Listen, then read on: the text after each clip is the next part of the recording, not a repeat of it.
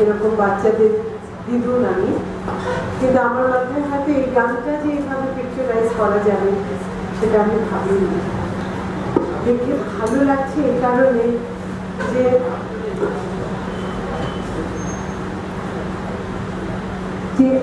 Child labour নিয়ে অনেকে অনেক রকমভাবে এগিয়ে এসছে তার অ্যাওয়ারনেসের জন্য। তো রবীন্দ্রনাথ তো আমাদের দাদু, আমাদের সব কিছু করে নিয়ে সব গল্প বলে দেন উনি, সব কিছুর মধ্যে উনি।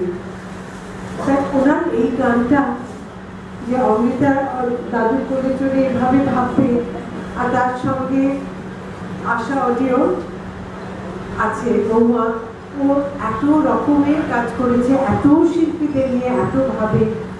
এই ভাবনাটা আমি দেখতে দেখতে না আমার গায়ে কাটা দিচ্ছিল। আমি একটা ছোট্ট ঘটনা বলতে চাই। আমি যখন এটা আমি বছর 20-25 সালের কথা বলছি, একটা দোকান থেকে আমি প্রায় ধোকলা কিনতাম, আমার বাড়ির কাছে ছিল, খুব ভালো ধোকলা ছিল দোকানটা, জ্যোতির্দাস জুয়েলার্সের ঠিক পরে। তো একটা বাচ্চা ওখানে বসে থাকতো, দেখতাম। তো একদিন পয়সাটা ওর চেঞ্জটা দিতে দেরি করছে, আর যে দোকানের যে মালিক সে ভীষণ বকছে। তখন আমি ওকে বললাম যে আমার তো কোনো তাড়া নেই, ওকে কেন আপনি এরকম করে বকছেন? এই সময় ও খেলবে, পড়াশোনা করবে, তখন কাজ করছে, আপনার খারাপ লাগে না ওকে বকতে? তা আমিও একটু ওকে সাপোর্ট করছিলাম বলে ওকে একটু কাছের বেঞ্চ থাকে তার উপরে গিয়ে বসেছে, বসে কিছু কাজ করছে না, চেঞ্জও দিচ্ছে না, মানে রাগ হয়েছে, বসেছে।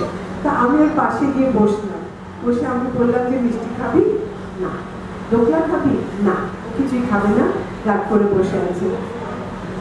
ওই যে মালিক সে আমাকে বলছে যে এত মাথায় চড়াবেন না, এই বয়সে থানা পুলিশ করে এসেছে।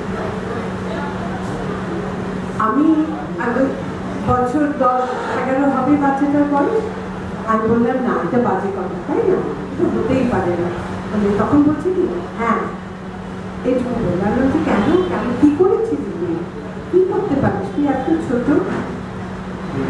তো ও যেটা বললো আমাকে যে ওর মা বাবা কি র্যাকপিটার্স ছিল, তো ও সবচেয়ে বড় ভাই বোনদের মধ্যে, 4 ভাই বোন। ওদের খুব স্ট্রং লিকার চা খাইয়ে মা বাবা কাজে যেত, ফিরে এসে বোধহয় খাওয়াতো যাতে খিদে না পায়, স্ট্রং লিকার খেয়ে যাতে খিদেটা না পায় যতক্ষণ না মা বাবা। মহুয়ার সঙ্গেও কথা হচ্ছিল, একটা অদ্ভুত বিচ্ছিরি সময়ের মধ্যে দিয়ে গান বাজনায় আমরা যাচ্ছি, এতে কোনো সন্দেহ নেই, কিন্তু সবসময়টা যে সবসময় খারাপ থাকবে এটা ভেবে নিয়ে কিছু করবো না সেটাও একেবারে উচিত নয়।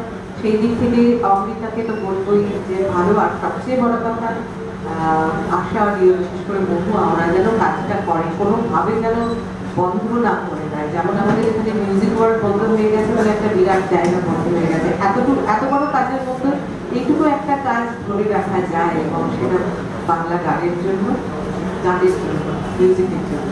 তা সেই কাজটা করুন, এবং নিশ্চয়ই এইভাবে ভিডিওটাও খুব পপুলার হোক, সেটাই চাই, খুব ভালো হোক।